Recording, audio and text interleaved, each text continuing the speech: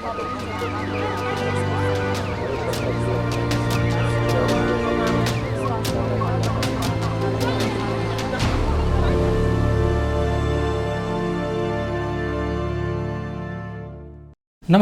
स्वागत छ forum for public भोइसमा। म प्रताप दुलाल। दर्शकबिन, फोरम फर पब्लिक भोइसको आजको यस विशेष श्रृङ्खलामा हामी स्वास्थ्य क्षेत्रको बजेट कार्यान्वयन र कोभिड सङ्क्रमण नियन्त्रणको अपेक्षा लगायतको विषयमा कुराकानी गर्नेछौँ। र यी विषयमा कुराकानी गर्नका लागि यति बेला हामीसँग प्रत्यक्ष रूपमा जोडिनु भएको छ स्वास्थ्य तथा जनसङ्ख्या मन्त्रालयका प्रवक्ता डाक्टर कृष्ण पौडेलज्यू। यस्तै गरी हामीसँग जोडिनु भएको छ देवी प्रसाईज्यू। उहाँ वरिष्ठ स्वास्थ्य अर्थशास्त्री हुनुहुन्छ भने कार्यक्रम संयोजकको भूमिकामा कृष्ण हरिबास्कोटाज्यू हुनुहुन्छ। उहाँ नेपाल सरकारका पूर्व सचिव हुनुहुन्छ भने उहाँ प्रमुख सूचना आयुक्त पनि हुनुहुन्छ।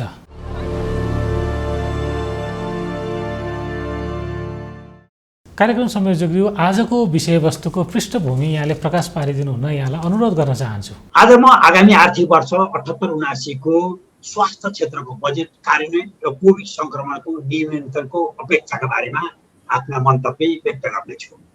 आगामी आर्थिक वर्ष 78-79 को लागि गत जेठ 15 गते अर्थमन्त्री विष्णुप्रसाद पौडेलले बजेट जारी गर्नुभएको छ। यसरी जारी भएको बजेटको प्रभावकारी कार्यान्वयनका लागि बहस आरम्भ भएको छ। यस पटकको बजेटले स्वास्थ्य क्षेत्रलाई उच्च महत्त्व दिएको र विश्वव्यापी रूपमा फैलिएको कोरोना सङ्क्रमण नियन्त्रण गर्नु परेकोले जारी भएको स्वास्थ्य क्षेत्रको बजेट कुन हदसम्म अपेक्षाकृत रूपमा प्रस्तुत भयो भने चिन्ता र चासो देखाइनु स्वाभाविकै हो। आर्थिक वर्ष 78-79 को बजेटको सार्वजनिक जानकारी पत्रमा बजेटको पहिलो उद्देश्यमै कोभिड-19 को महामारीबाट नागरिकको जीवन रक्षा गर्ने प्रतिबद्धता जाहेर गरिएको छ। यसै गरी बजेटको प्राथमिकतामा कोभिड-19 को रोकथाम, नियन्त्रण तथा उपचारका लागि परीक्षणको दायरा विस्तार, उपचारको व्यवस्था, स्वास्थ्य उपकरण तथा सामग्रीको आपूर्ति, निःशुल्क खोपको सुनिश्चितता, स्वास्थ्य पूर्वाधार विकास र चिकित्सक एवं स्वास्थ्य कर्मीहरूको प्रभावकारी परिचालन गर्ने कुरा देखिएको छ। बजेट वक्तव्यमा निःशुल्क लगाइने खोपका लागि बजेटको अभाव हुन नदिने प्रतिबद्धता जनाइए पनि यसका लागि 26 अर्ब 75 करोड मात्रै विनियोजन गरिएको छ, जुन अपर्याप्त हुने आशंका छ। तर हालका दिनमा खोपहरू दाताबाट अनुदानमा उपलब्ध भइरहेकोले केही आशाको किरण छाएको छ। सबै सरकारी प्रयोगशालामा कोभिड-19 को परीक्षण निःशुल्क गरिने सरकारी प्रतिबद्धता छ। तर सबै स्थानमा सरकारी अस्पताल नहुने, आम जनताको सहज पहुँच नहुने लगायतका कारणले निजी प्रयोगशालामा जाँदा आम जनताले महँगो शुल्क तिर्नु परिरहेको छ। यसलाई बजेटले सम्बोधन गर्न नसकेको टिप्पणी छ। केही समय पूर्व अक्सिजनको अभावमा कैयौं मानिसले अमूल्य जीवन गुमाउनु परेको कुरा हाम्रो मानसपटलबाट हटिसकेको छैन। यस कुरालाई मनन गरी बजेटमा 100 शैय्या माथिका सबै अस्पतालमा अनिवार्य रूपमा अक्सिजन प्लान्ट राख्नुपर्ने र यसमा 50% पुँजीगत अनुदान सरकारले दिने प्रबन्ध गरिएको छ। यसमा पूर्ण कडाई गरी अक्सिजन प्लान्ट नभएको अवस्थामा अस्पताल सञ्चालनमा रोक्ने लगाउने सम्पूर्ण कदम चाल्न पछि पर्नु हुँदैन। कोभिड-19 का बिरामीको उपचारका लागि आवश्यक पर्ने आइसियु, एसडियु, भेन्टिलेटर लगायतका आवश्यक उपकरण खरिद गर्न 4 अर्ब विनियोजन गरिएको छ। हामी कहाँ यस्ता पुँजीगत उपकरण खरिद गर्ने बजेट थोरै भयो भन्ने गरिन्छ, तर पछि उपकरण खरिद्ने नगरी बजेट फ्रिज हुने गरेको छ। त्यस्तो हरकत यस पटक हुन नदिन सम्बन्धित जिम्मेवार अधिकारीहरू समयमै सजग हुनुपर्छ। बजेट वक्तव्यमा कोभिड-19 को उपचारमा संलग्न चिकित्सक र स्वास्थ्य कर्मीका लागि 50% भत्ताको प्रतिबद्धता जनाइएको छ। यसमा रकम निकासा गर्न कुनै पनि प्रकारले अवरोध हुनु हुँदैन। यस महामारीका समयमा चिकित्सक र स्वास्थ्य कर्मीले आफ्नो ज्यानको प्रवाह नगरी निरन्तर सेवा गरिरहेकाले समाजबाट उनीहरूको उच्च प्रशंसा भएको छ। तिनीहरूलाई सबैले स्यालुट गरेका छन्। विश्वव्यापी रूपमा फैलिएको कोरोना सङ्क्रमण रोक्न हामीले पनि निषेधाज्ञा, अन्तर्राष्ट्रिय हवाई उडान लगायतमा रोक लगाएका छौँ। यसर्थ सीमा नाकामा खटिने स्वास्थ्य कर्मी र सुरक्षा कर्मीले आवश्यक कडाई गर्न चुक्नु हुँदैन। कोभिड-19 को सङ्क्रमण फैलिन नदिन प्रत्येक व्यक्ति, परिवार, टोल र समाज स्वयं सजग हुनुपर्छ। यसका लागि पालिकाहरूले आइसोलेसन सेन्टर सञ्चालनमा ल्याउनुपर्छ। सरकारको तर्फबाट घुम्ती सेवा कल सेन्टर सञ्चालन गर्नुपर्छ। मनोसामाजिक परामर्श, आपतकालीन उपचार लगायतको सञ्चालन गर्ने प्रतिबद्धता जाहेर भएको छ। यी प्रतिबद्धताहरू मनपसन्द कर्मले पुरा गर्न कर्म क्षेत्रमा खर उत्रिनुपर्छ। यस सङ्क्रमणको नियन्त्रण गर्न बजेटमा सेन्ट्रल कमान्डको अवधारणा कानुनमा ल्याइएको ल्याउने भनिएको छ। यसका लागि साउन 1 गते नपुरी यथाशीघ्र कार्यमा ल्याउनुपर्छ। बजेटमा कोभिड-19 को रोकथाम नियन्त्रण र उपचारका लागि 37 अर्ब 53 करोड विनियोजन गरिएको छ।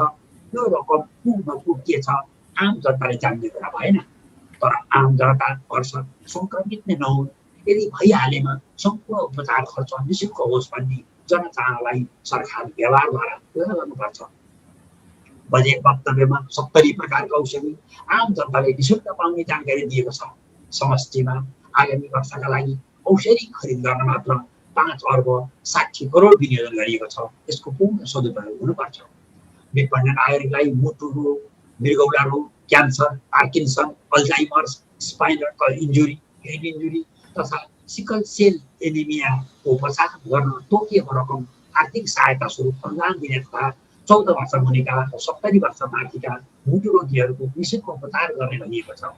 यसमा सोच लाउनु पर्ने, मुलाइजा गर्नुपर्ने जस्ता अवस्था नआओस् भन्नेतर्फ सम्बन्धित पदाधिकारीहरू सजग हुनुपर्छ। आगामी बजेटमा काठमाडौँमा 300 शैय्याको, प्रदेशहरूमा 50 शैय्याका सर्वरोग अस्पतालहरू निर्माण गर्न 1 अर्ब 30 करोड विनियोजन गरिएको छ। यो कार्यक्रम चालु वर्षकै बजेटमा परे पनि काम हुन सकेन। यसर्थ आगामी वर्ष भने यसो नहोस् भनेर कामना गर्नुको विकल्प छैन। बजेट वक्तव्यमा सबै जिल्ला अस्पतालमा प्रसुति तथा नवजात शिशु स्याहार सेवा सञ्चालन गरिने तथा 397 स्थानीय तहमा निर्माण आरम्भ गरिएका अस्पतालहरूको निर्माणलाई निरन्तरता दिने भनिएको छ। यी कामको प्रभावकारी अनुमान गर्नुपर्छ। आम बालबालिकाले हाल 13 प्रकारका खोप पाउँदै आएका छन्। यसमा कुनै पनि बालबालिका नछुट्ने प्रणालीमा जानुपर्छ। यसै गरी टेलिमेडिसिनलाई प्रभावकारी तुल्याउनुको साथै मुलुकभरि फैलिएका 52,000 महिला स्वास्थ्य स्वयंसेविकाहरूलाई व्यापक रूपमा परिचालन गर्नुपर्छ। साथै बजेटमा इन्टर्नसिपमा पनि चिकित्सक र स्वास्थ्यकर्मी परिचालन गर्ने भनेको छ। यी कुराको कारणमा पनि खर उत्रिनुपर्छ। बजेटमा 40 वर्ष माथिका नागरिकको रक्तचाप, पिसाब तथा रगतमा ग्लुकोजको जाँच, स्तन क्यान्सर र पाठेघरको मुखको क्यान्सरको वर्षमा एकपटक निशुल्क परीक्षण गर्ने प्रतिबद्धता जनाइएको छ। यसबाट आम नागरिकको स्वास्थ्य अवस्था सम्बन्धी जानकारी हुन्छ। यस्तो महत्त्वपूर्ण कार्यक्रम हुबहु लागू हुनुपर्छ। यस अतिरिक्त बजेटमा 50 शैय्यामाथिका अस्पतालमा ज्येष्ठ नागरिक उपचार कक्ष निर्माण गर्ने प्रतिबद्धता छ। यो पनि उत्साहप्रद छ, तर कार्यमा शीघ्र आउनुपर्छ। निरोगी नेपाल अभियानलाई प्रभावकारी तुल्याउन बजेटले प्रतिबद्धता व्यक्त गरेको छ। बजेटमा स्वास्थ्य बिमा कार्यक्रमलाई पनि विस्तार गर्ने भनिएको छ।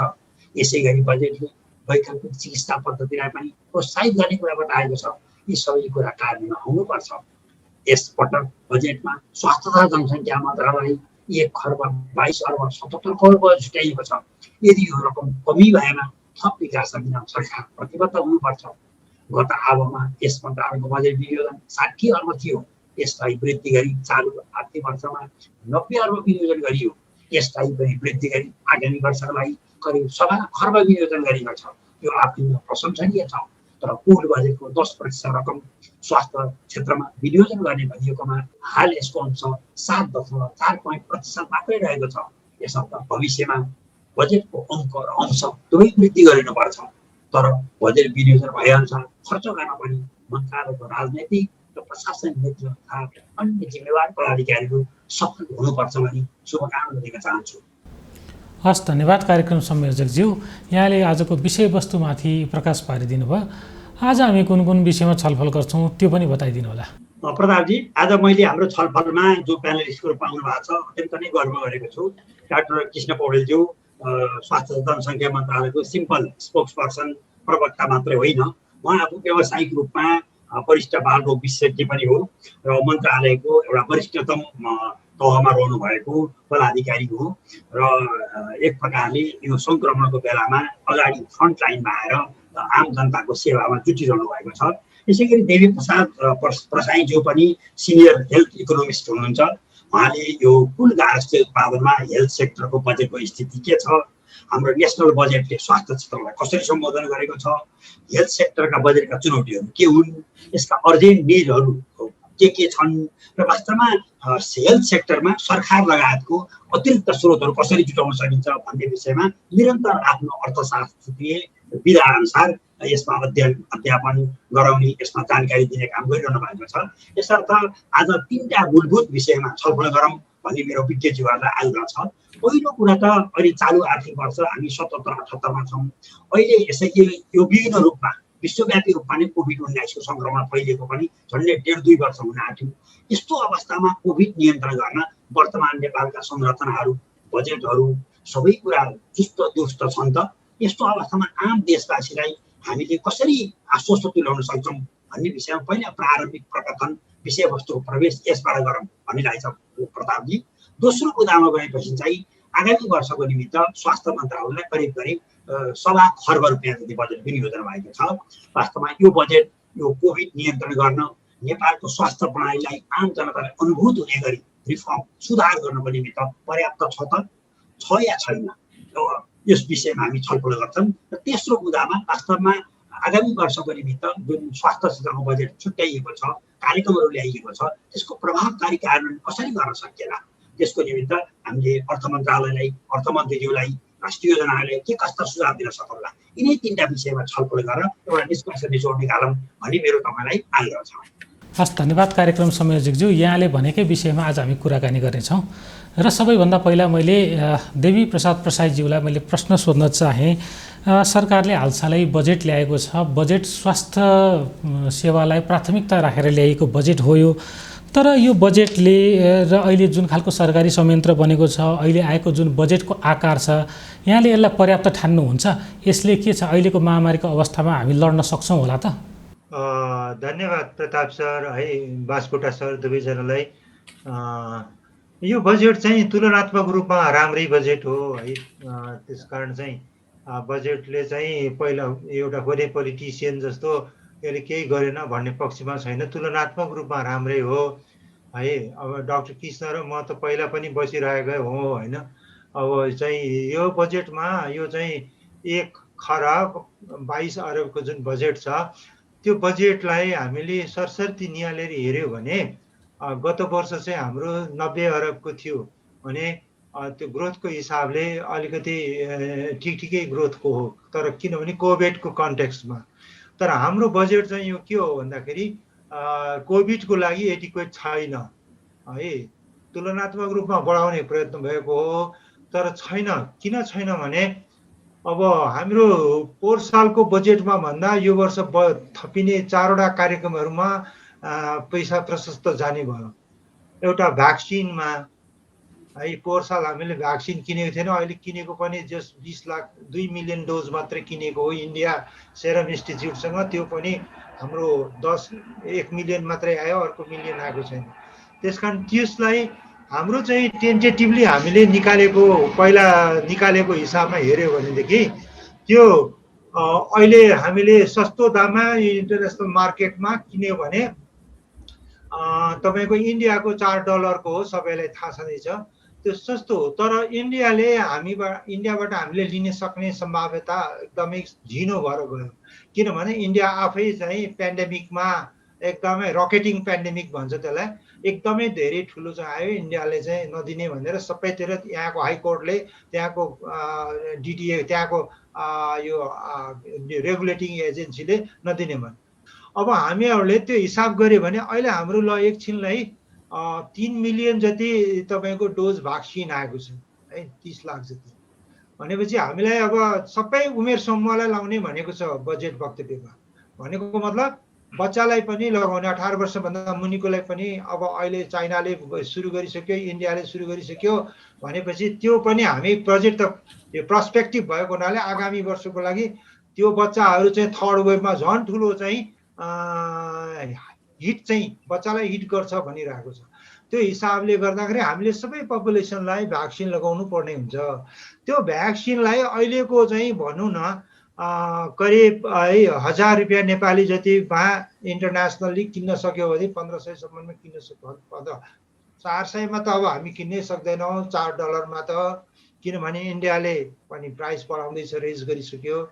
त्यसकारण हाम्रो करिब भनौँ न यो 22 मिलियन पपुलेसनलाई चाहिने रहेछ, है। त्यो बच्चालाई 3 वर्षभन्दा मुनिको छोडिदियो भने 22 मिलियन जति चाहिने भयो। त्यो 22 मिलियन, किनभने 5 मिलियन पपुलेसन हाम्रो फ्लटिङ छ, बाहिर विदेशमा छन्, त्यो 5 मिलियन पपुलेसनलाई छोडिदियो भने हाम्रो चाहिँ करिब 22 मिलियन जति, अहिले 3 मिलियन हाम्रो लगाइसक्यो, आयो डोज, भ्याक्सिन डोज छ भनेपछि करिब 22 मिलियन पपुलेसनलाई भ्याक्सिन चाहिन्छ। अनि त्यसको 1002 डोज लगाउनु पर्छ गर्दा 44 मिलियन भयो, 1000 भयो भने 44 मिलियन 44 अरब रुपियाँ चाहिँ हामीलाई चाहिने हुन्छ। तर अहिले हाम्रो भ्याक्सिनको लागि छुट्याएको चाहिँ रकम चाहिँ त्यही 26-27 अरब मात्रै हो। र त्यो भ्याक्सिनलाई अहिले हामी अर्को सत्रमा छलफल गरौँला। त्यो भ्याक्सिन पनि नेपाल सरकारको स्रोतबाट किन्ने भन्ने छैन, त्यो आइडिए र एडिबीको अनि फन्डबाट किन्ने भन्ने चाहिँ छ त्यहाँ सोर्समा लेखिएकोमा।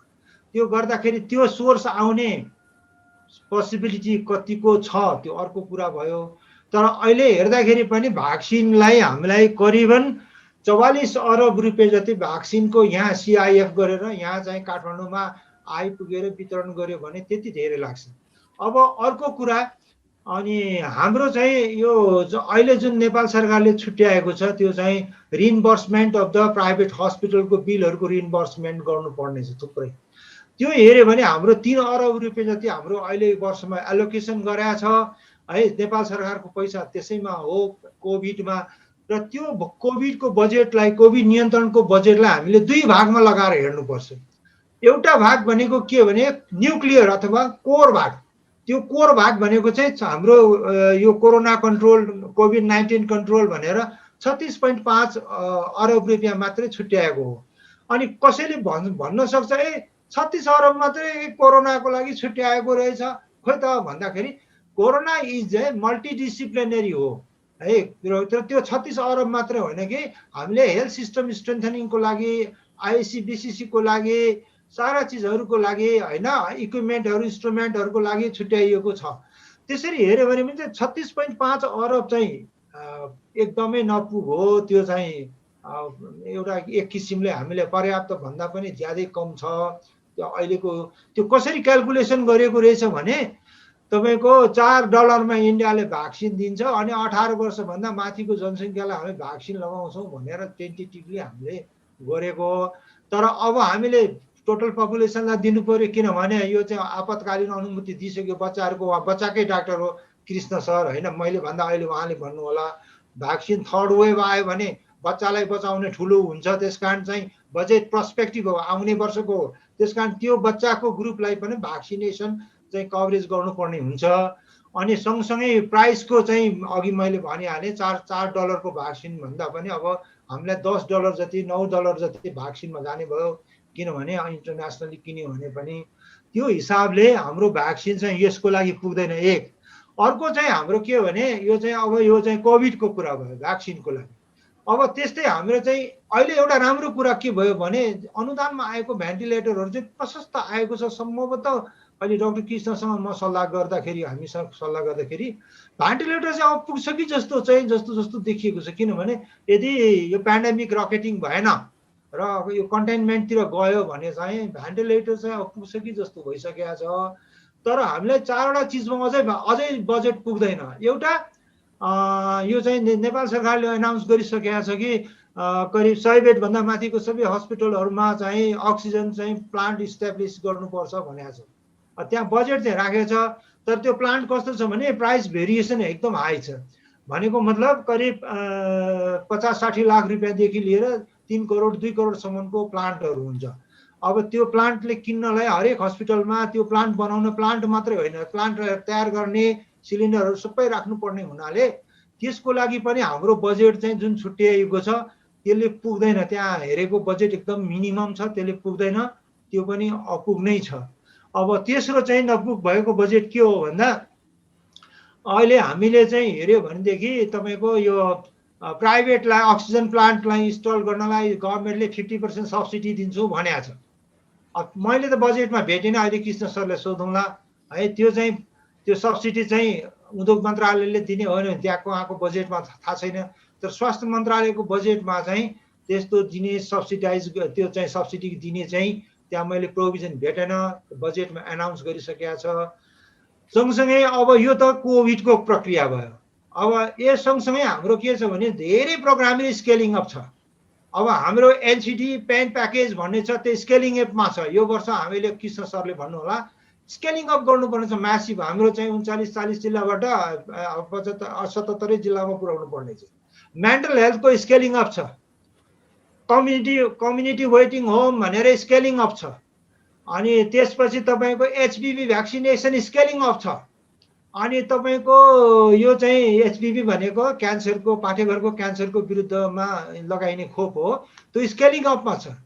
अनि त्यस्तै तपाईँको यो चाहिँ यो अहिलेको आमा सुरक्षाको चाहिँ इन्स्टिट्युसन डेलिभरी एकदम कमजोर भएको हुनाले अब अहिले यो रेस्ट्रिक्सनले गर्दाखेरि डेलिभरी कम भएको हुनाले त्यसलाई पनि स्केलिङ अपमा छ।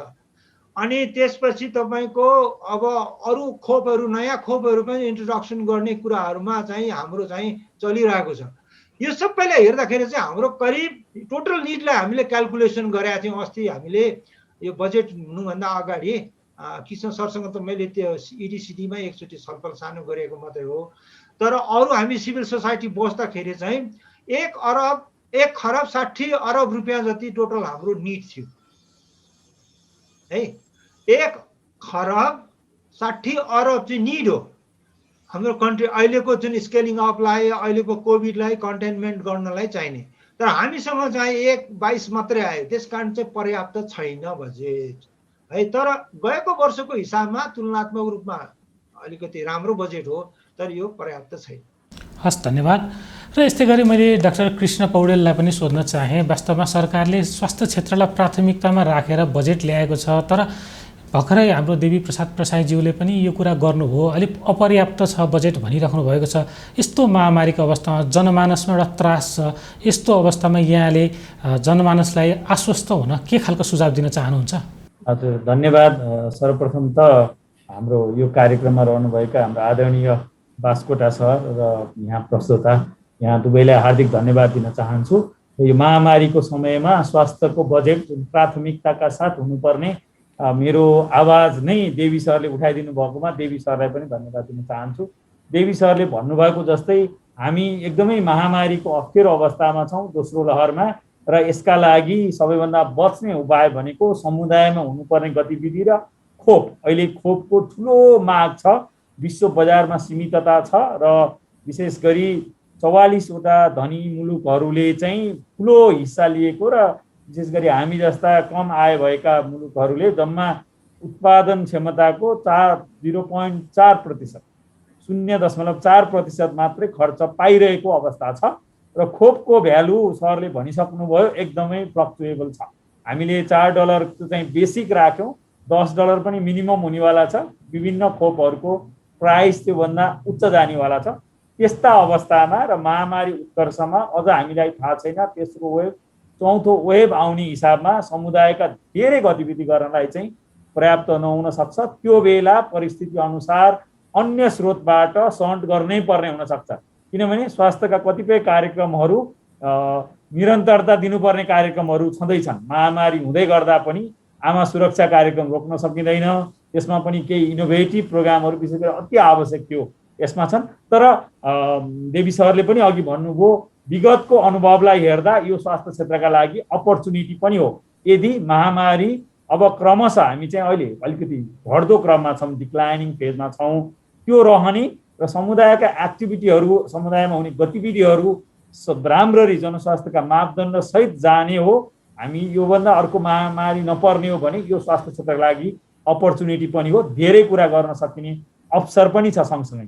तर विशेष गरी हाम्रो टेलिभिजन हेरिरहनुभएका आदरणीय दाजुभाइ दिदीहरूले के कुरामा चाहिँ आश्वस्त हुनु पर्यो भने सरकारले पहिलेको भन्दा प्रगतिशील हिसाबले छुट्याएको चाहिँ स्पष्ट छ। तर परिस्थिति नियन्त्रणभन्दा बाहिर जाने स्थिति भयो भने थप रकम पनि आवश्यक पर्न सक्छ भन्ने चाहिँ स्पष्ट हो। हाम्रा धेरै कार्यक्रमहरू उपचारात्मक सेवालाई जोड दिएरै बनेका छन्, अक्सिजन प्लान्टको होस्, भेन्टिलेटरको होस्। तर यहाँ सँगसँगै चाहिँ अर्को एकदमै महत्त्वपूर्ण पाटो चाहिँ जनशक्ति व्यवस्थापन। र हामी अब हामीलाई अक्सिजन प्लान्ट धेरै ठाउँबाट आएको भन्दै गरेको पाइपलाइनमा रहेकोले सफिसियन्ट हुन्छौँ कि जस्तो छ। अहिलेको पूर्वाधारमा त अहिले नै प्राप्त भएका सबै भेन्टिलेटरहरू चलाइसक्न पनि गाह्रो छ, किनभने जनशक्ति महत्त्वपूर्ण छ। भेन्टिलेटर मात्रै राखेर नपुग्ने, त्यसरी नै विशेष गरी क्रिटिकल केयरको जनशक्ति जुन बजारमा पनि कम हुनुहुन्छ, त्यसपछि मध्यम वर्गको चिकित्सकको जनशक्ति चाहिन्छ, त्यसपछि नर्सिङ स्टाफहरू चाहिन्छ, उहाँहरूलाई तालिमको पनि आवश्यकता छ। फेरि जुन यो कलेजको कोर्सको पढाइ मात्रैले पनि यो सम्भव जनशक्तिको हिसाबमा चाहिँ यसमा धेरै कुरा बोलिएको छैन। हुन चाहिँ योभन्दा अगाडि जनशक्ति थप गर्न मिल्ने भनिएको छ र यो पालि थपिने जनशक्तिलाई कमसेकम 6 महिनाको जोखिम भत्ता दिने चाहिँ सरकारले बोलिसकेको छ।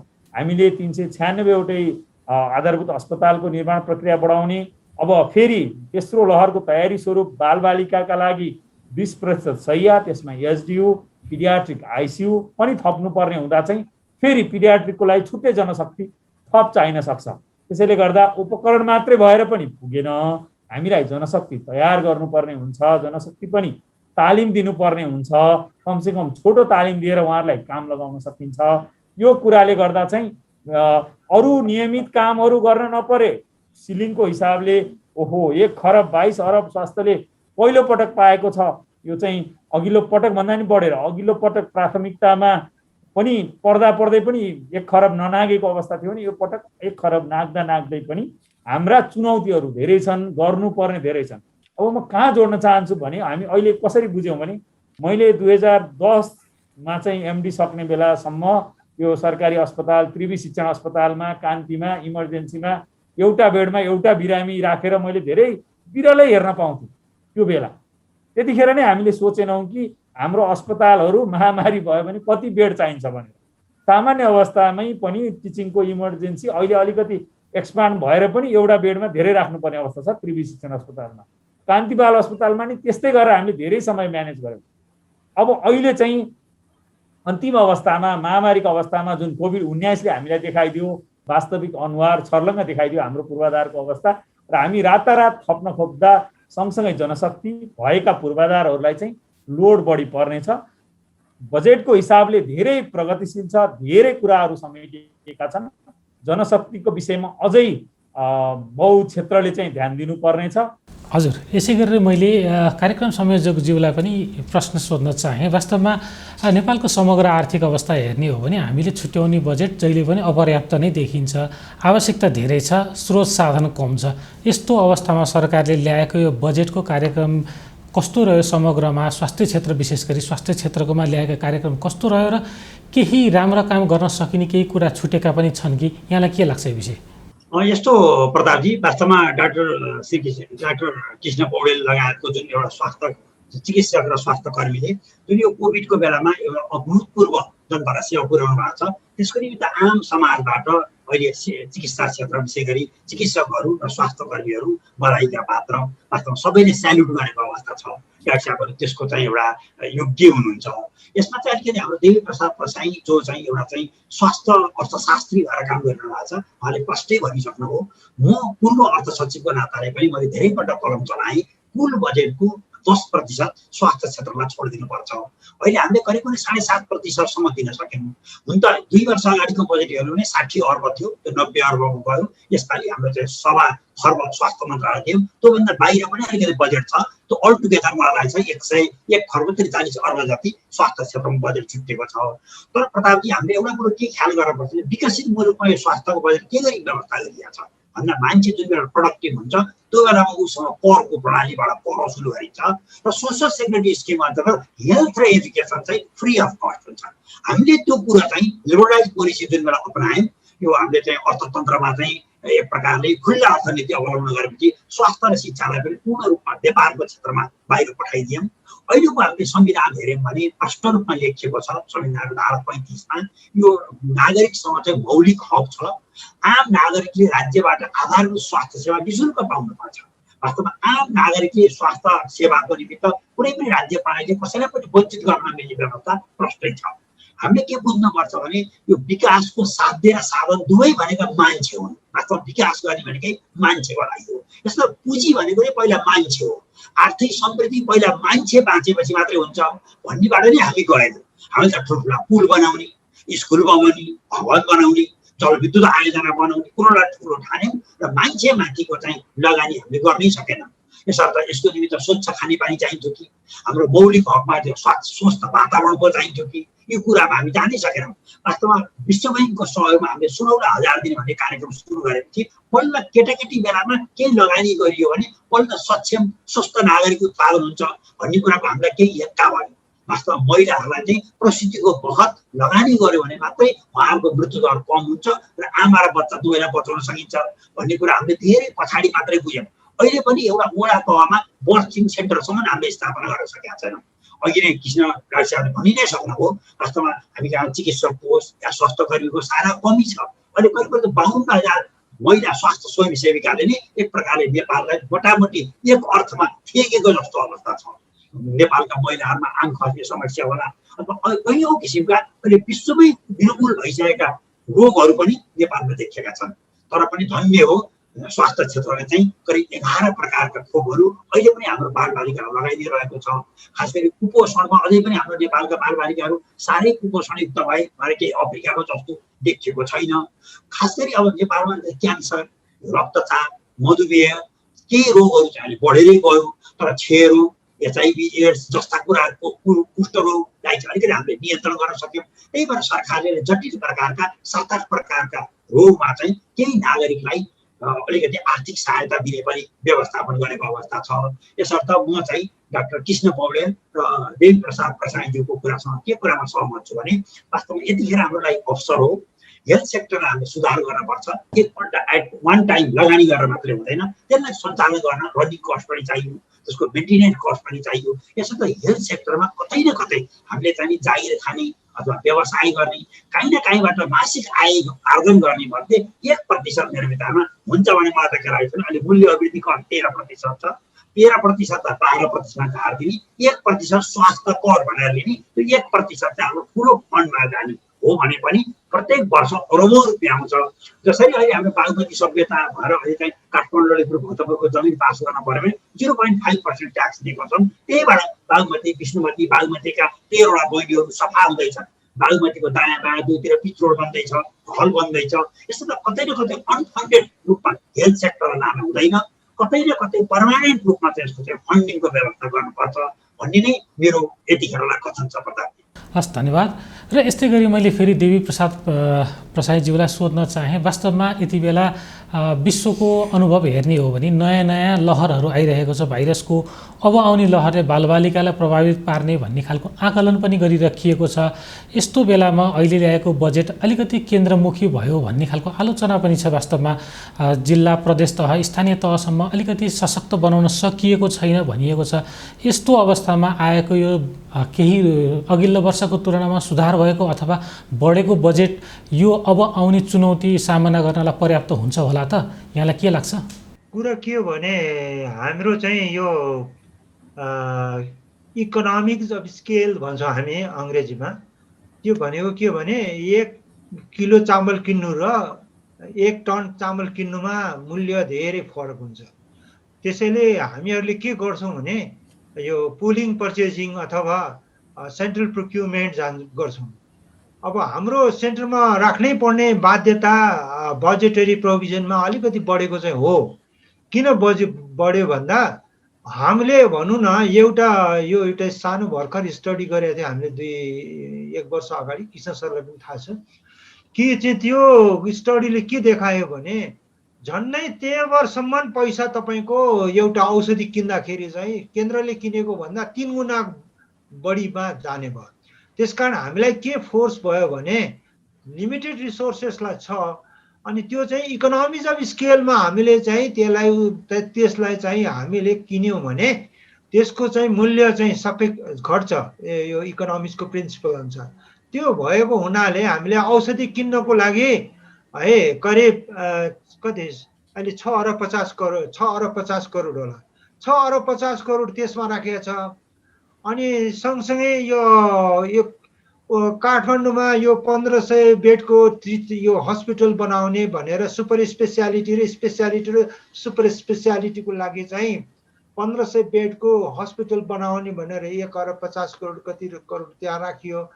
अनि त्यसपछि धेरै पैसा चाहिँ तपाईँको किन सेन्टरमा पर्यो भन्दा इन्फ्रास्ट्रक्चर डेभलपमेन्टको कामहरू चाहिँ धेरै ठाउँहरूमा अहिले हामीले डिस्ट्रिब्युट गरे पनि 14 अरबको पूर्वाधारको लागि पैसा राखिएको छ, 14-15 अरब एकै मुष्टमा।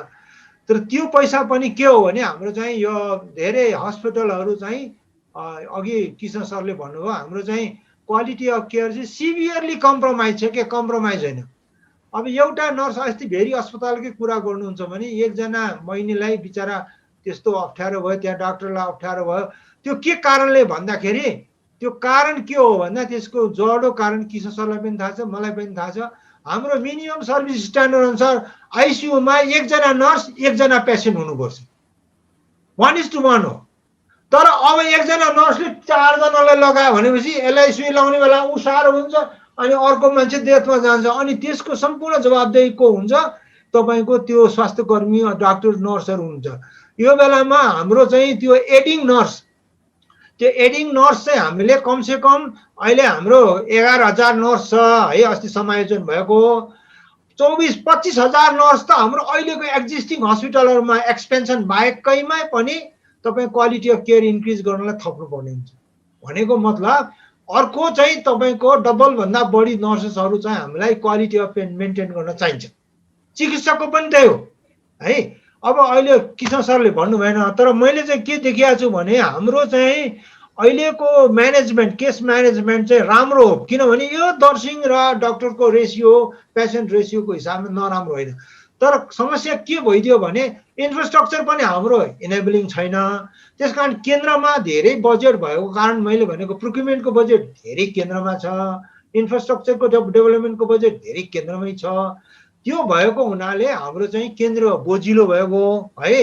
तर तपाईँले कर्मचारीको तलबको हेर्नु हो भनेदेखि अथवा अरू रिकरेन्ट एक्सपेन्डिचरको हिसाबमा हेर्नुभयो भने फेरि बजेट त तलै जाने हो नि त। भ्याक्सिन लगाउने त केन्द्रमा होइन, फेरि जाने त तलै हो। त्यसकारण चाहिँ र त्यो रिकरेन्ट बजेट जाने हो भने हेर्ने हो भनेदेखि तलै चाहिँ हाम्रो फोकस छ। त्यसो भएको हुनाले यो चाहिँ यो बजेटलाई अहिले हामीले अलिकति केन्द्रमुखी भयो भन्न चाहिँ मिल्दैन। तर अब हामी यो ट्रान्सपेरेन्सीको काम गर्ने मान्छे पनि भएको हुनाले त्यो प्रोक्युरमेन्ट पुल प्रोक्युरमेन्ट चाहिँ राम्रो सिस्टम हो।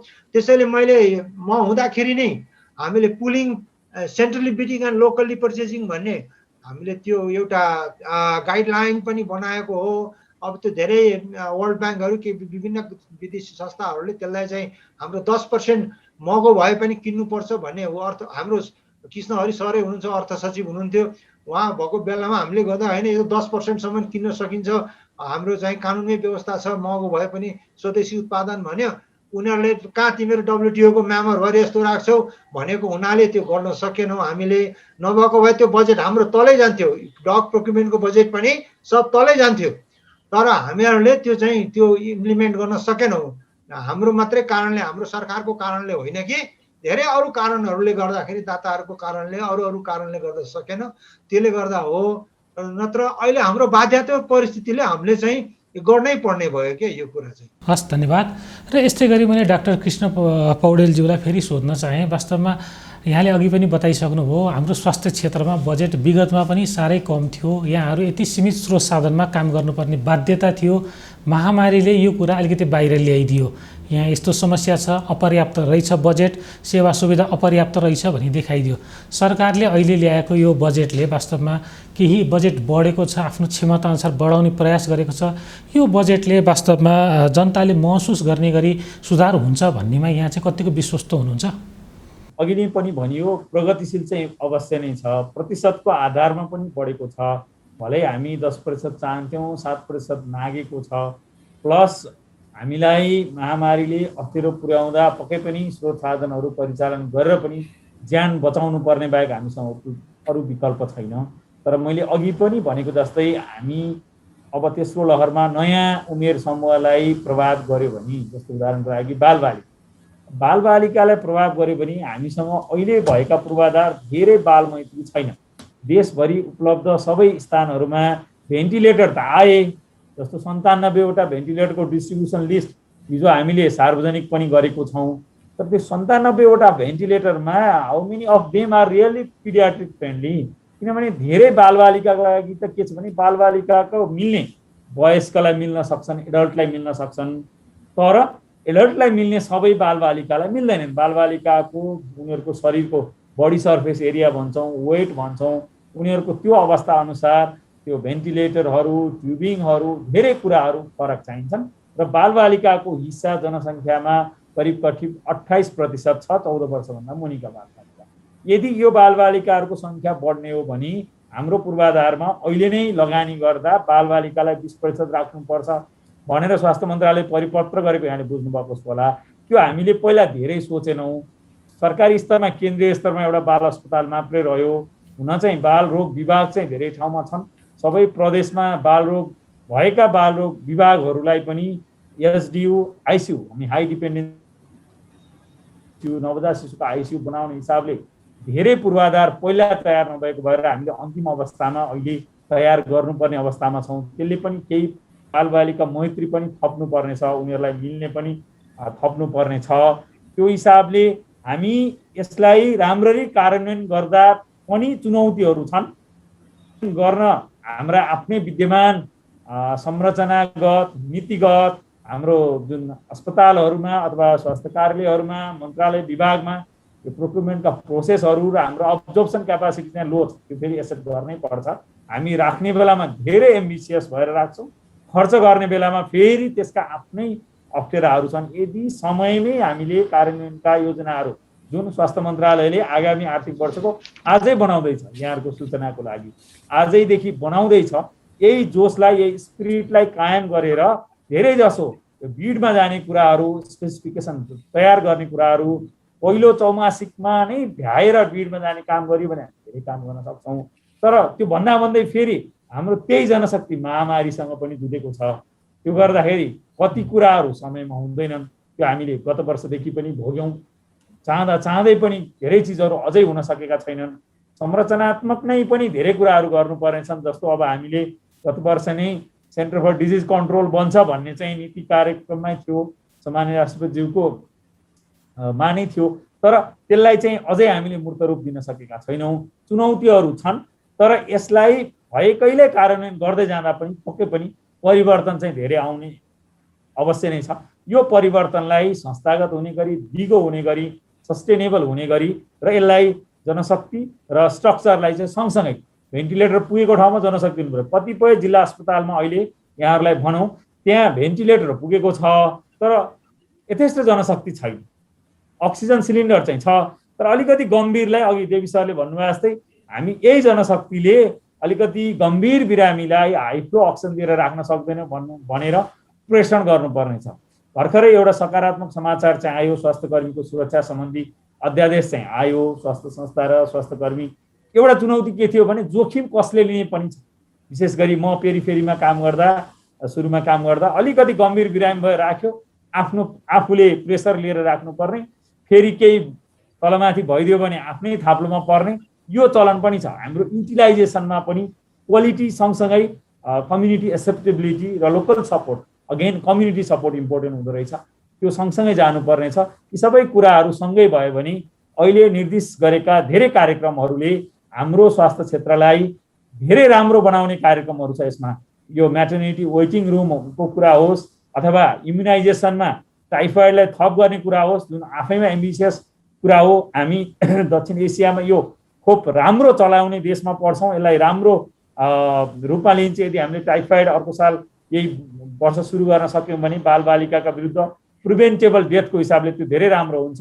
त्यसैगरी हामीले चाहिँ 40 वर्षभन्दा मुनिका बालबालिकालाई नसर्ने रोगको लागि विशेष गरी यो पिसाबमा ग्लुकोजको जाँच, त्यसै गरी यो के अरे भन्छ सर्भाइकल क्यान्सरका स्क्रिनिङ जस्ता कार्यक्रमहरू र पेन प्याकेजलाई हामीले जुन 40-44 जिल्लाबाट 77 जिल्लै पुर्याउनु पर्ने, मेन्टल हेल्थलाई सँगै बढाउनु पर्ने। मेन्टल हेल्थ अघि देवी सरले भन्दै हुनुहुन्थ्यो, मेन्टल हेल्थमा त केन्द्रदेखि नै एउटा सघन काम हुन आवश्यक छ। एउटा साइलेन्ट इन्डेमिक त्यता चलिरहेछ। फेरि हामीलाई यता थाहा नै छैन। हामी यो अहिलेको तातो महामारीको विरुद्ध छौँ तर भित्रभित्र नसर्ने रोगको, मानसिक रोगको महामारी सल्किरहेको छ। यो हामीले समयमै एड्रेस गरेनौँ भने समस्या छ। अहिले भएका संस्थागत व्यवस्थामा धेरै सुधार गर्नुपर्ने, जनशक्ति थप गर्नुपर्ने र औषधिहरू फेरि सँगसँगै नसर्ने रोगका औषधिहरू अघि 6 अरबको हामीले हेर्दै थियौँ।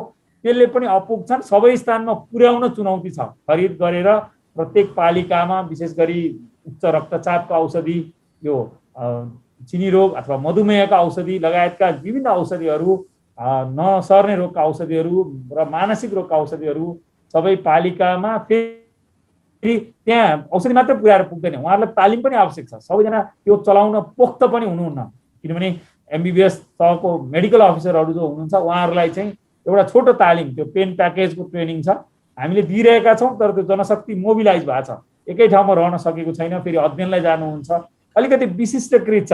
हामी एउटा ट्रेनिङ गर्छौँ विशेष गरी मेडिकल अफिसरहरूलाई, उहाँहरू अपग्रेड हुनुहुन्छ, MD गर्नुहुन्छ, अर्को विधामा गर्नुहुन्छ, त्यो विधामै उहाँहरू काम गर्न थाल्नुहुन्छ अथवा अर्को स्थानमा काम गर्न थाल्नुहुन्छ, फेरि नयाँ जनशक्ति तयार गर्नुपर्ने हुन्छ। रनिङ कस्ट पनि अलिकति हाई छ त्यो हिसाबले। तर पक्कै पनि केही सुधारका काम त हुने नै छन्, सुधार देखिने नै छन् यसबाट। र यो कार्यान्वयनलाई मन्त्रालय आफ्नो हिसाबले सुरुदेखि नै लाग्नेछ, लागिरहेको पनि छ। र महामारीले कस्तो अवस्था लिन्छले पनि यसको कार्यान्वयनलाई डिटरमाइन गर्छ। र मोटिभेसन, स्वास्थ्य क्षेत्रका कर्मचारीहरूको ओभरअल स्ट्रक्चरको मोटिभेसन पनि म्याटर गर्छ।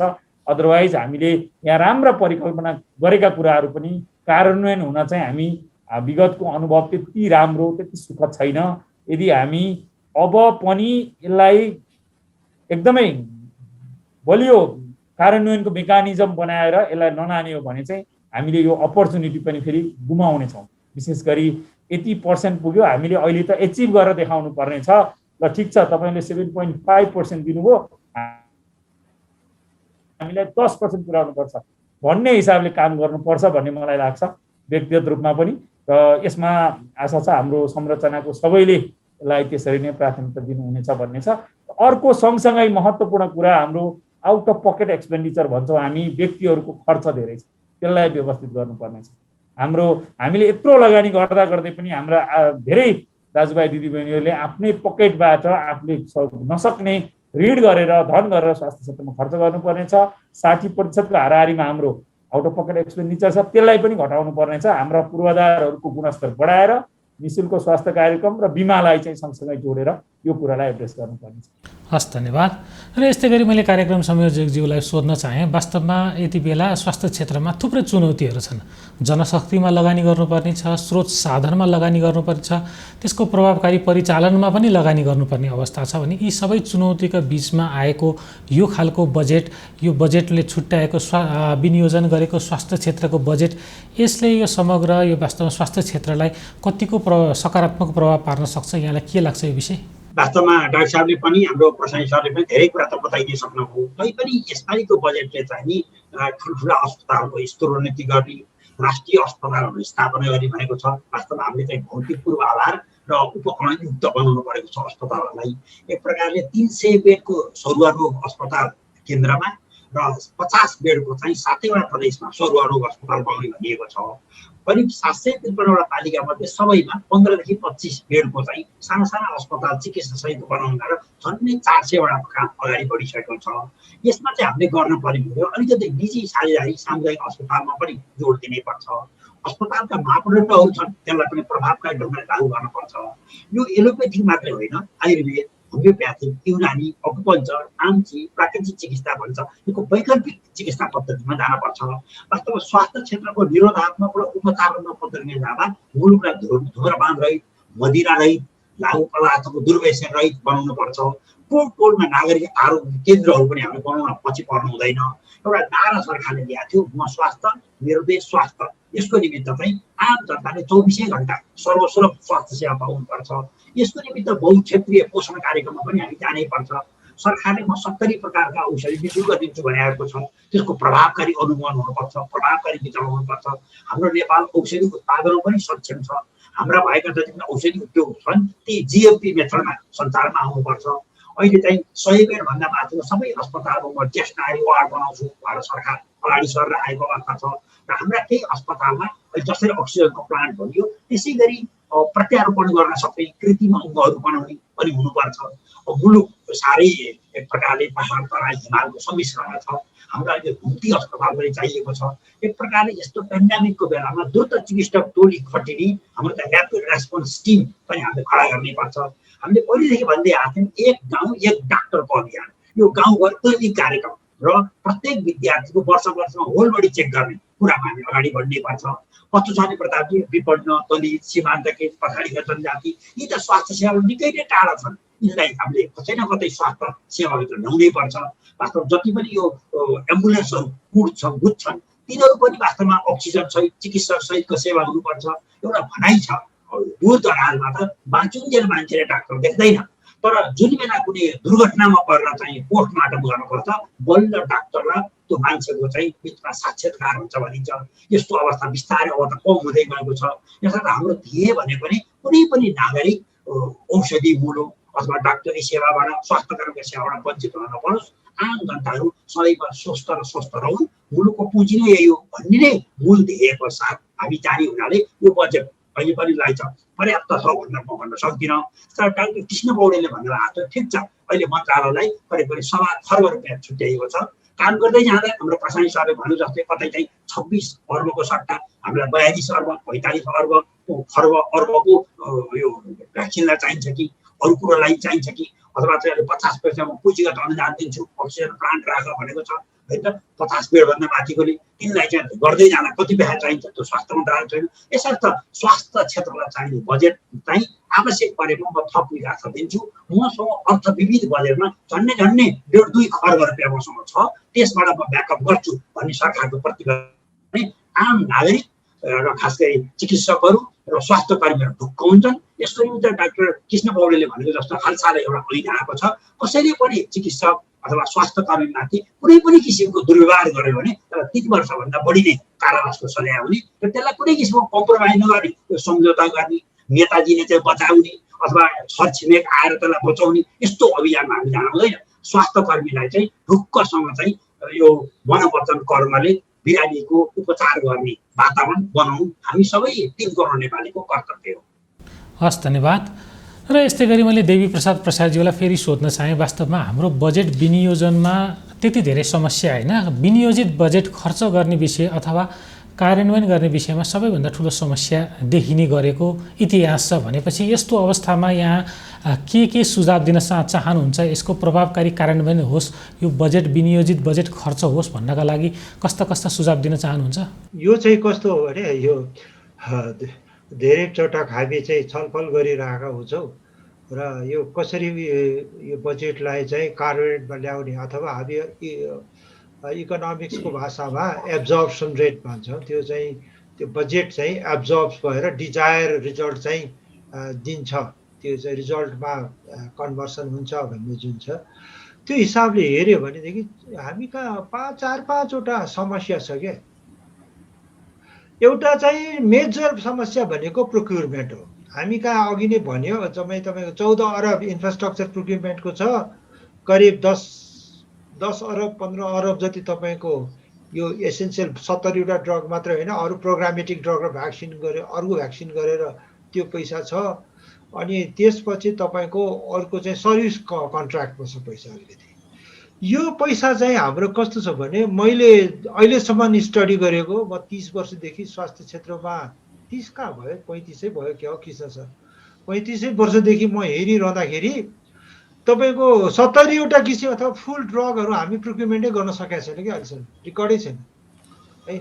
प्रोक्युरमेन्टमा हाम्रो चाहिँ क्यापासिटी एन्हान्समेन्ट नगरिकन हामीले प्रोक्युरमेन्ट गर्न सक्दैन, किनभने अहिलेसम्म 70वटा किसिमकै ड्रगहरू प्रोक्युरमेन्ट भएर हेल्थ फेसिलिटीमा पुगेको छैन स्पष्ट रूपमा। त्यसकारण प्रोक्युरमेन्टमा हामीहरूले timely time bound procurement plan र एकाउन्टेबिलिटी सहित एकाउन्टेबिलिटी छैन कि नकिने भने के हुन्छ, किन्यो भने ठिकै छ उसलाई करप्सनको चार्ज लाग्छ होला अथवा अप्ठ्यारो पर्छ, धेरै कुराहरू छन्। तर नकिनेमा केही पनि भएन क्या, नकिनेमा पनि उनलाई कारवाही हुने भएपछि बल्ल किन्छ त मान्छेले। त्यस कारण एकाउन्टेबिलिटी प्लान पनि सँगसँगै हामीहरूले डेभलप गर्नुपर्छ। त्यो हरेक मान्छेलाई खर्च गर्ने अख्तियारी मात्रै होइन कि एकाउन्टेबिलिटी पनि उनलाई, तिमीले यो गरेन भने यु विल गेट दिस, तिमीले यो गर्यो भने यु विल गेट दिस भनेर दुईटै किसिमको त्यो सिस्टम चाहिँ एउटा हामीले नबनेकन प्रोक्युरमेन्ट हुने यस्तो छैन। मैले देखेन, धेरै वर्षदेखि हेर्छु छैन। अब एउटा प्रोक्युरमेन्टको समस्या मैले भनिगएँ। अर्को समस्या के हो भने हाम्रो धेरै आयोजनाहरू राजनीतिक पब्लिक कन्जम्सनको लागि के भोटर्स कन्जम्सनको लागि जान्छ। तपाईँले सुन्नुभएको होला रामवरण यादव मन्त्री भएदेखि ट्रमा सेन्टर बनाउँछौँ कहाँ तपाईँको जोरकपुरको फलान ठाउँमा लमईमा यहाँ कहाँ भरतपुरमा भनेर जहिले आउँछ। अहिलेसम्म पनि बनेको छैन। हेर्नुहोस् यो के यो हाम्रो चाहिँ यो कृष्णवीरको यतापट्टि के त्यहाँ बनाउँछौँ भन्छ, हरेकचोटि बनाउँछौँ भन्छ। त्यसको लागि के हो भने हामीहरूले टेक्निकल फिजिबल छ कि छैन, इकोनोमिकली भाइबल छ कि छैन, सोसियली इक्विटेबली डिस्ट्रिब्युसन गर्छ कि गर्दैन, अनि यसले चाहिँ तपाईँको इकोनोमीमा कति कन्ट्रिब्युट गर्छ, यो जम्मैको एज ए होल नगरिकन पब्लिक कन्जम्सनमा ल मेरो 13 ठाउँमा यो आउँछ भनेर भन्दै गएँ भनेर चाहिँ तपाईँको राखिदिन्छ। अब यो वर्ष पनि छ, हेर्नुहोस् म तपाईँलाई बताइदिन्छु।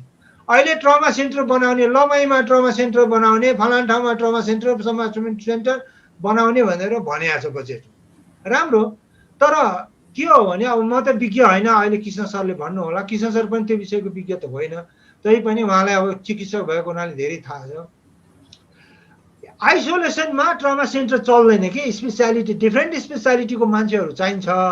त्यस कारण चाहिँ त्यो अब लमईमा त्यहाँ चाहिँ हस्पिटल जम्मा 5 बेडको भन्दै 10-15 बेडको 5 बेडको कति छ हस्पिटल, अब त्यहाँ ट्रमा सेन्टर राख्ने, अनि तपाईँको यहाँ चाहिँ यसमा ट्रमा सेन्टर राख्ने अहिले पनि बजेटमा छ। अब यो कार्यान्वयन गर्न चुनौती छ, किनभने त्यहाँ बन्नलाई त ट्रमा सेन्टर बनाउनलाई त डिफ्रेन्ट स्पेसियालिटीको मान्छे चाहियो। मैले अस्ति मात्रै कस्टिङ गरेको एउटा ट्रमा सेन्टरको लागि है जम्मा तपाईँको कति कति भनेदेखि अन एन एभरेजमा है, अन एन एभरेजमा 5.5 करोडको स्यालेरी कस्ट है, र करिब 45 देखि 50 करोडको इक्विपमेन्टहरू चाहिने रहेछ।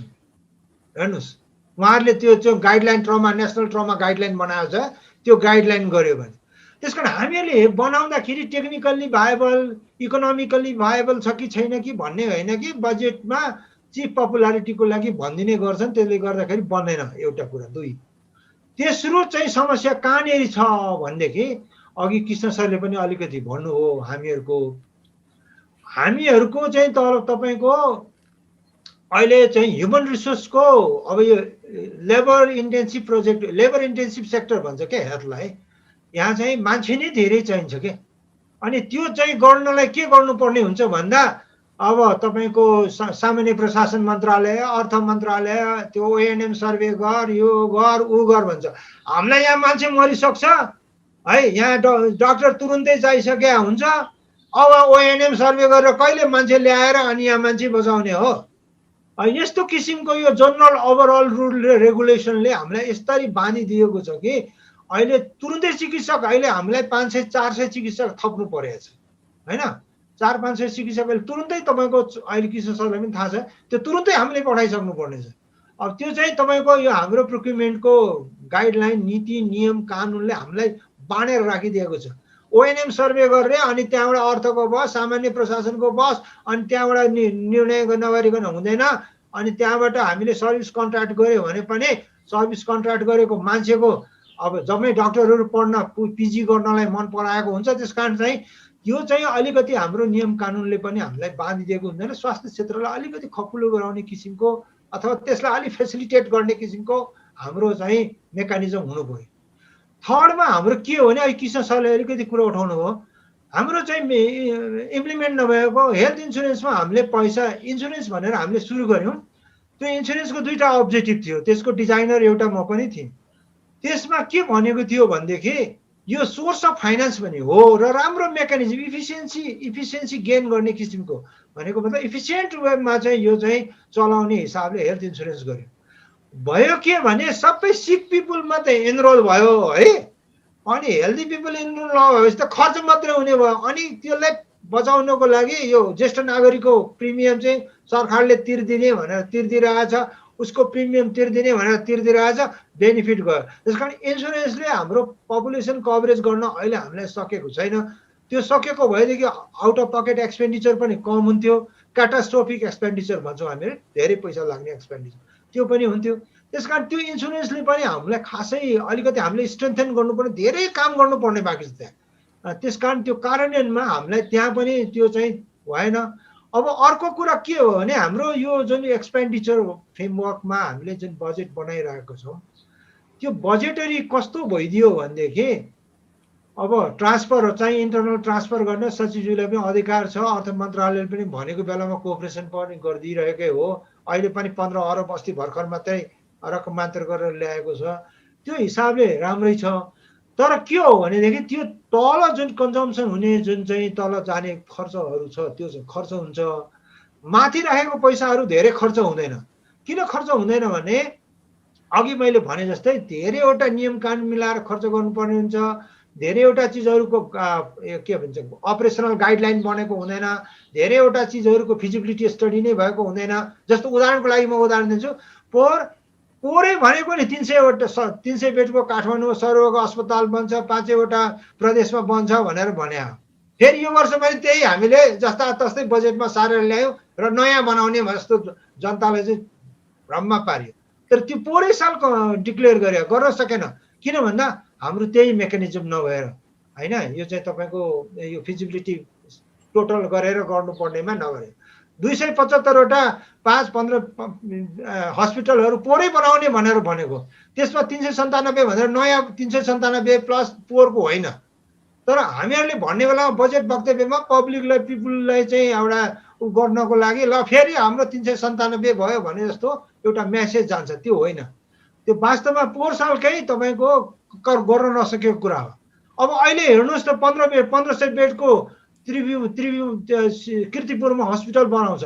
त्यो मलाई थाहा छ। म त सिभिल हस्पिटल हामीले डिजाइन गर्दा कृष्ण हरि सरलाई थाहा छ होला।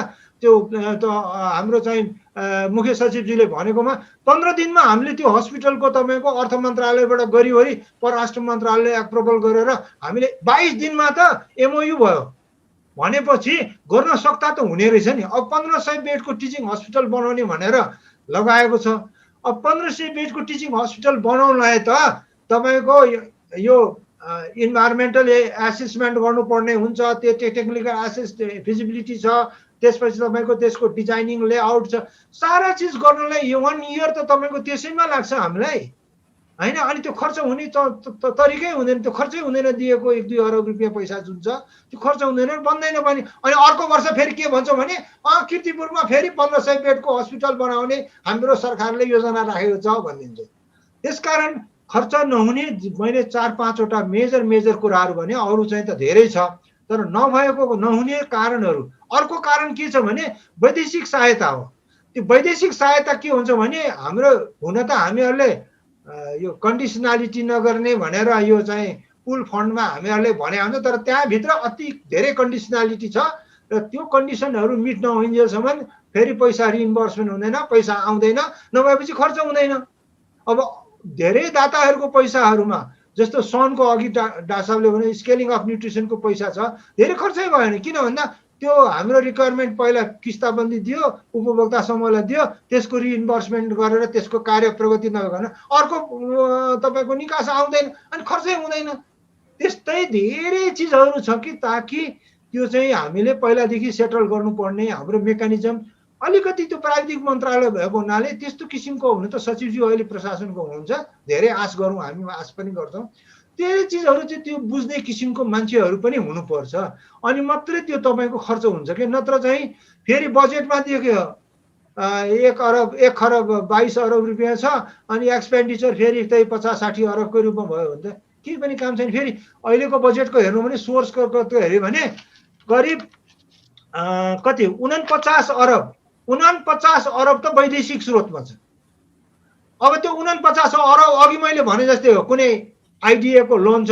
आइडिएको लोन अब हाम्रो कृष्ण सरलाई थाहा होला, धेरै चिजहरू उहाँले बताइदिनुहुन्छ तपाईँहरूलाई।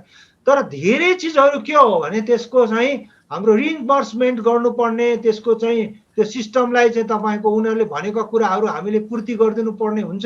त्यो पूर्ति गर्न टाइम सकिएन भने हाम्रो पैसा आउँदैन, पैसा नआएपछि खर्च हुँदैन। हेर्नुहोस्, त्यसकारण पैसा खर्च भएन भन्ने कुराहरू चाहिँ धेरै चिजहरूले हामीलाई चाहिँ बाँधेर राखेको छ। धेरै चिजहरू छ। अब अहिलेको विषयमा अहिले कृष्ण सरले भन्नुहुन्छ, किनभने मैले त सिस्टमभित्र छैन, तर मैले बुझ्दाखेरि पनि यति चिजहरूले गर्दा हामीले खर्च गर्न सकेका छैनौँ। हस्, धन्यवाद। र यस्तै गरी पनि डाक्टर कृष्ण पौडेलज्यूसँग सोध्न चाहेँ, वास्तवमा यहाँ अहिले यति बेला महत्त्वपूर्ण पदमा हुनुहुन्छ, स्वास्थ्य तथा जनसङ्ख्या मन्त्रालयको प्रवक्ताको पदमा हुनुहुन्छ। यति बेला यो बजेटमा वास्तवमा एक कतिपय विषय कार्यान्वयन नहुने विषय पनि समावेश गरियो भन्ने अब देवी प्रसाद प्रसाईज्यूले पनि उल्लेख गर्नुभयो केही विषयहरू, र केही विज्ञहरूले यसअघि पनि यो प्रश्न उठाएका विषय थिए। तर विगतका समयमा भन्दा यो समयमा यति बेला आम जनमानसको ध्यान स्वास्थ्य मन्त्रालयतर्फ केन्द्रित छ। यहाँहरूमा चुनौती पनि छ यो बजेट कार्यान्वयन गरेर देखाउने।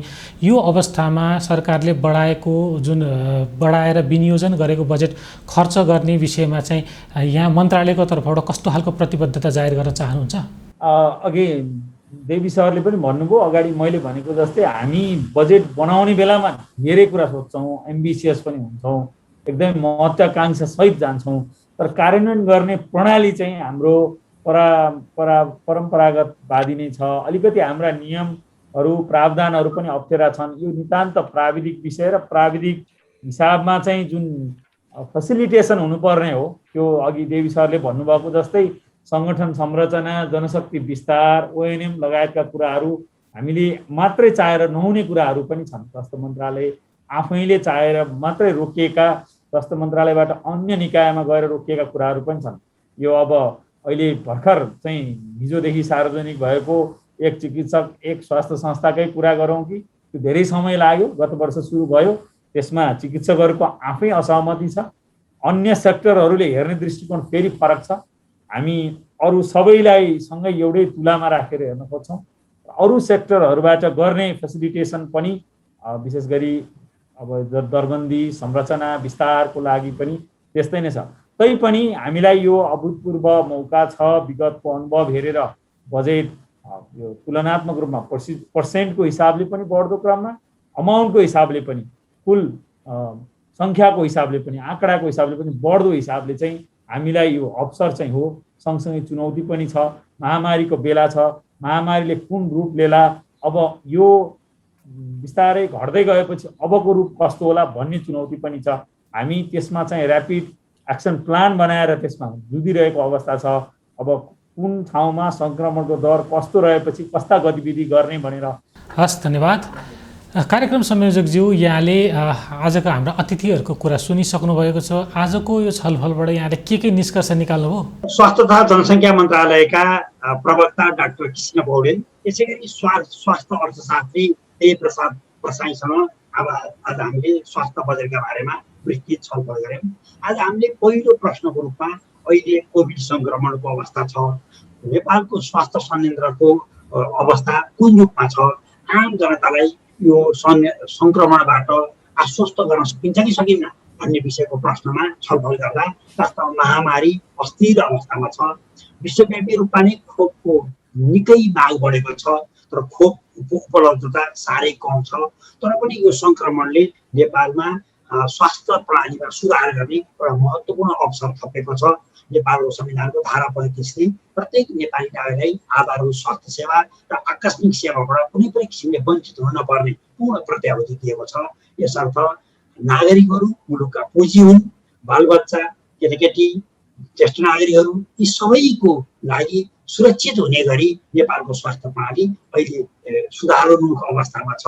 आम नेपाली जनताले यो सङ्क्रमणमा धेरै चिन्तित हुन पर्ने, आश्वस्त हुन सकिने अवस्था छ भन्ने नै पहिलो प्रश्नको उत्तर हामीले पाएका छौँ।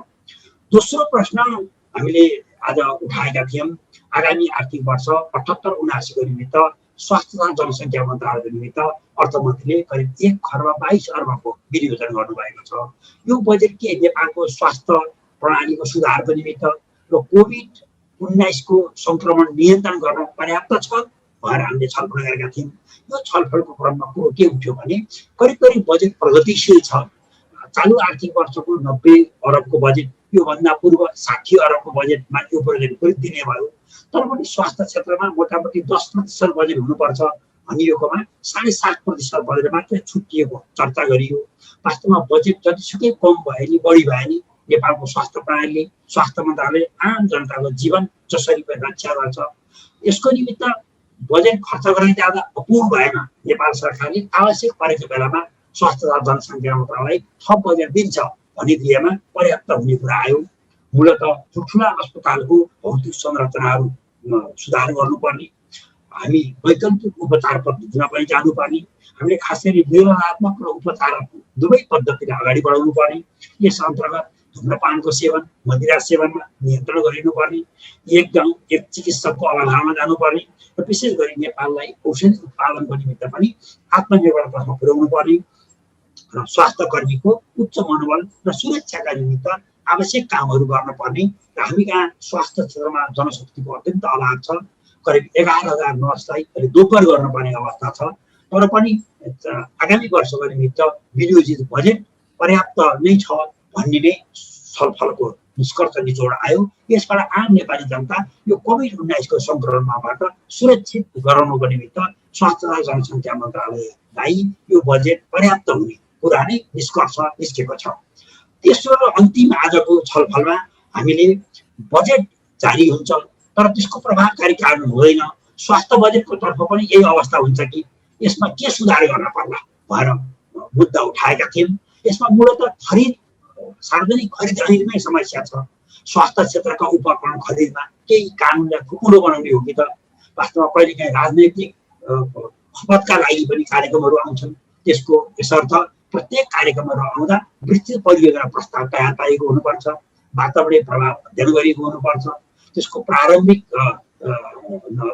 खास गरी सर्वेक्षणहरू गरिएको हुनुपर्छ, फिजिबिलिटी स्टडी भएको हुनुपर्छ र कहिलेकाहीँ चाहिँ विदेशी दाताहरूको रकम स्रोतको रूपमा राख्दा कतै दाताहरूले रकम दिँदैनन् कि भन्ने किसिमको एउटा थोरै आशंका उत्पन्न पनि हुने गरेको छ।